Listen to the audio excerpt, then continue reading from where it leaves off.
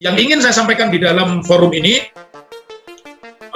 sebenarnya tidak perlu ya adanya Satgasus ini, karena Satgasus ini menjadi semacam pasukan elit, dalam tanda petik pasukan elit, karena dijabat oleh Sambo, sementara Sambo ini memiliki jabatan sebagai kepala provosnya polisi, ya, otomatis ini menjadi sebuah masalah serius. Bahkan Satgasus ini bukan hanya ditakuti oleh orang-orang di luar polisi, Kapolda pun takut.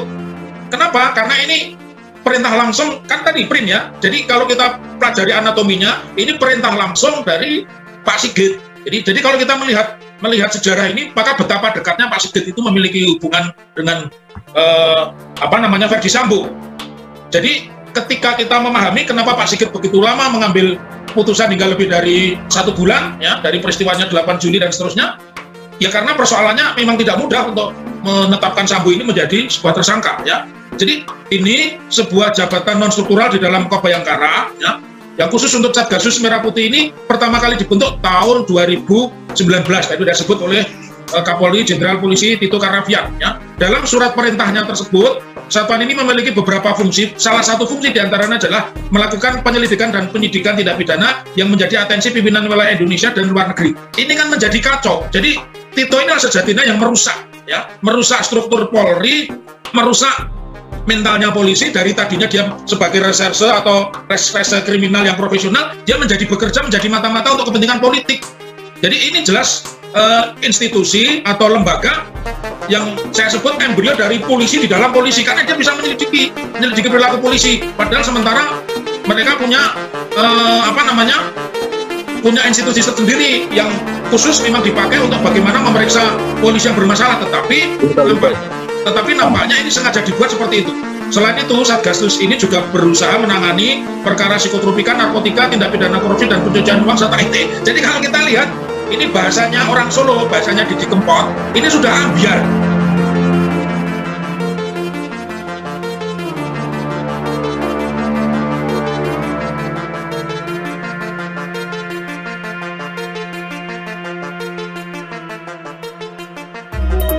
Juga Bapak Kapolri saat ini sudah menghentikan kegiatan dari Satgasus Polri.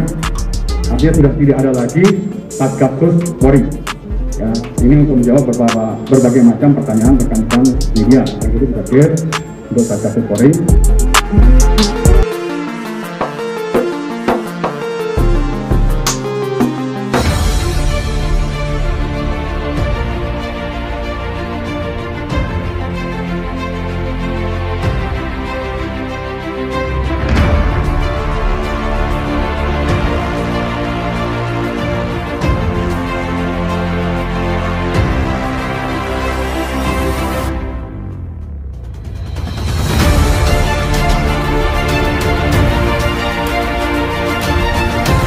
Baik, ini pertanyaan yang terakhir, Pak.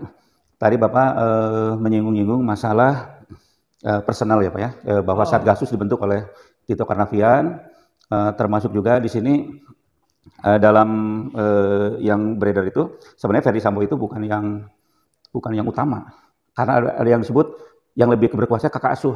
Nah, kakak asuh ini banyak, bukan kakak asuh apa ya? Pembina. Pokoknya ada kakak yang lebih berkuasa. Orang mengkaitkannya kepada Tito, Pak. Itu. Nah, kayaknya ini Pak, Tito ini di kepolisian itu sepak terjangnya itu gimana Pak? Sampai Bapak menulis di sini ada 3 dosa Tito Karnavian. Boleh Pak mungkin ini untuk pengetahuan masyarakat ya Pak. Dosanya dosa politik ya. Ya dosa politik. Dosa politik di kepolisian ya. Di kepolisian. Memang satu tadi ya yang melekat sekarang kan kasus Satgasus. Ya, ya. Satgasus menjadi yang tidak transparan ya Pak ya. Transparan, jadi organisasi mafia. Ya, begitu. Orang jadi kan ya dibentuknya oleh Tito Karnavian. Berarti kan Tito yang bikin pola di kepolisian ada garis mafioso seperti ini kan gitu. Itu dosa makanya kan, gitu kan. Salah satu dosa yang punya kader, nah kadernya Ferdi Sambo. Ya.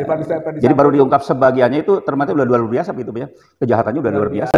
Gitu kan baru terbongkar. Itu juga waktu mungkin Ferdi masih sebagai ketua Satgasus. Dan sebelumnya juga Ferdi ini sekretaris Satgasus. Sejak dibentuknya Satgasus oleh Tito Karnavian, Ferdi Sambo ini sekretaris. Jadi orang penting.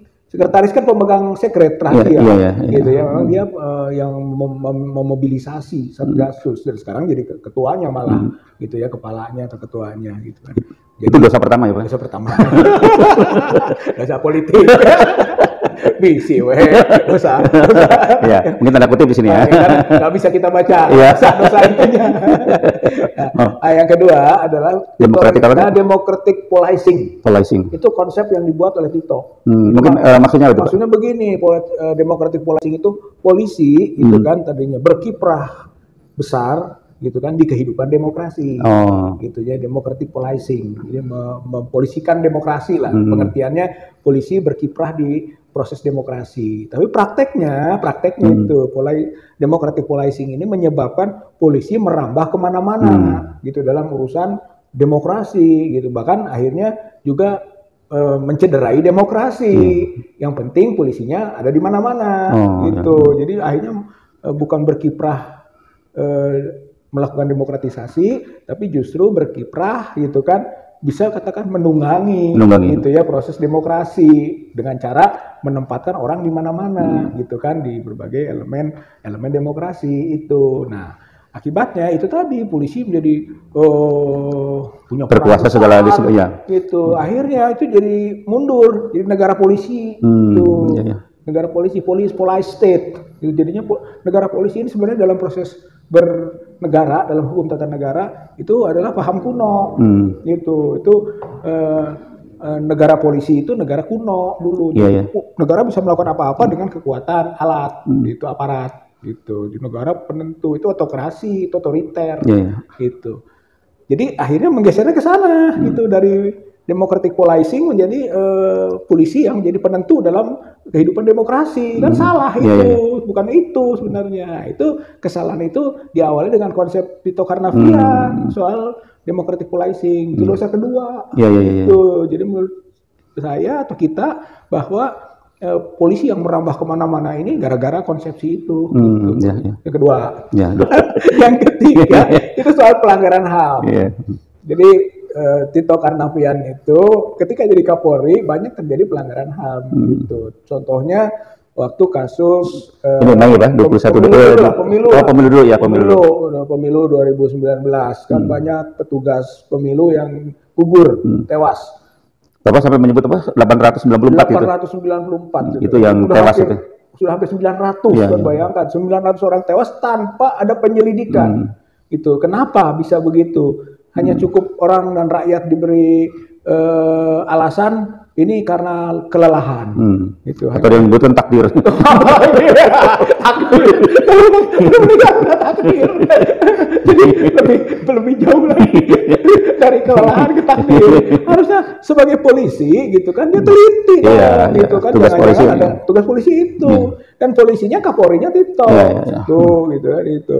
Terus 22 Mei ya kan itu angka yang disebut 9 tapi mungkin bisa lebih gitu kan yang tewas akibat tindakan keras polisi dan BRIMOB di situ yang menonjol gitu kan itu pada waktu Tito Karnavian sebagai Kapolri di akhirnya gitu kan Mei 2019 nanti setelah itu pengamanan pemilu tuh Bawaslu ketika kita melakukan aksi-aksi pengawasan pengamanan jangan sampai Bawaslu ini juga tidak mampu mengawasi satu, yang kedua KPU juga harus benar gitu kan, harus jujur, harus adil dalam melaksanakan tugasnya. Lalu ada aksi gitu karena ada bau-bau kecurangan muncul. Nah waktu aksi itu tindakan represif kepolisian menonjol sehingga sampai tewas sejumlah orang itu gitu kan, pengunjuk rasa yang dinilai berlebihan tindakannya. Itu tidak ada pengusutan yang berarti gitu. Seharusnya ini diusut juga. Itu pelanggaran HAM itu. HAM berat malah. Gitu. Itu di masa Tito juga. Nah, yang jadi kalau kita kaitkan ya ini dosa ketiga gitu, Pak. Jadi mungkin ya Pak ini kejahatan Ferry Sambo juga tidak terlepas ya Pak ya dari binaan dari Tito ini. Tadi kalau disebut pembina ataupun pengasuh gitu.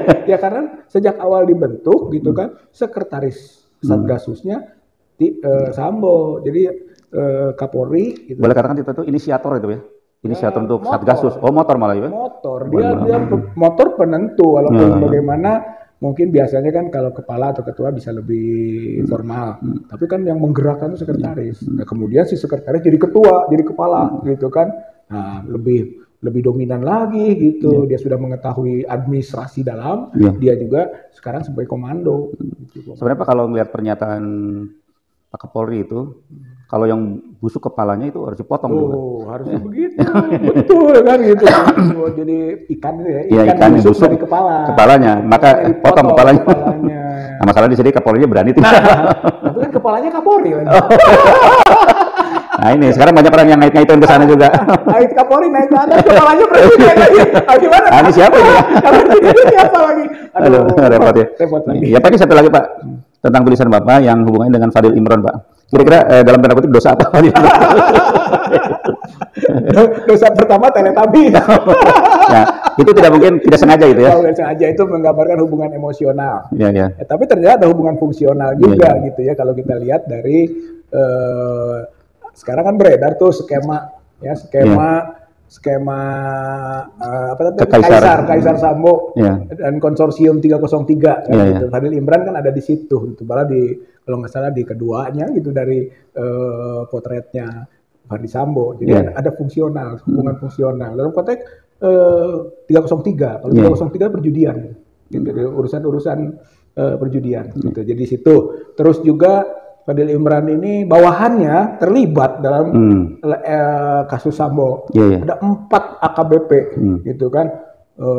Jerry Siagian, kemudian Handik Jusen, gitu. Lalu ada Pujiarto, gitu. Ada juga Ramadan Syah. 4 AKBP. Kalau di organisasi itu anak buah tidak mungkin bertindak sendiri kecuali gitu kan, dia lapor, gitu kan, dia minta arahan, minta petunjuk, itu kan biasanya begitu. Kalau anak buah itu nggak mungkin berani melakukan sesuatu.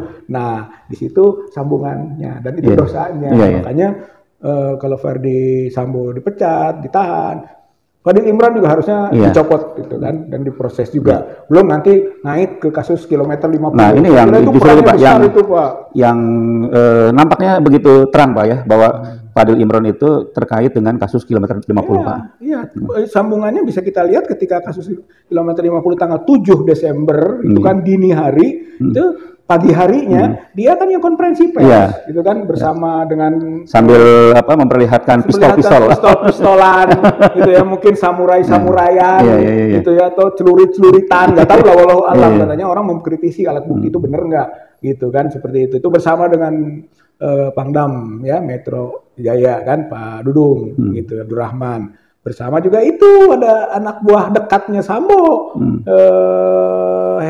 Hendra Kurniawan, Brigjen Hendra Kurniawan, satu lagi Yusri Yunus, yaitu Kabid Humas. Berempat itu mereka. Gitu. Nah, di situ ada Hendra Kurniawan, gitu kan, itu tim Satgasus atau Propam, gitu kan. Di sini ada Fadil Imran. Jadi memang naik, gitu. Itu di kilometer 50. Belum lagi kilometer 50 itu kan semua operasionalnya di bawah Metro. Dan 2 orang yang di proses pengadilan juga anggota Polda Metro, gitu. Jadi peran Fadil Imran besar, gitu. Nah, peran pengamanan aparatnya Ferdi Sambo karena dia Kadif Propam. Tapi kemungkinan ini Pak, sepertinya belum ada tanda-tanda Pak Kapolri akan menindak Fadil Imran. Kira-kira nanti keterkaitannya yang lebih mendekati ke arah mana itu Pak? Seharusnya. Kita hanya bisa berharap ya Pak.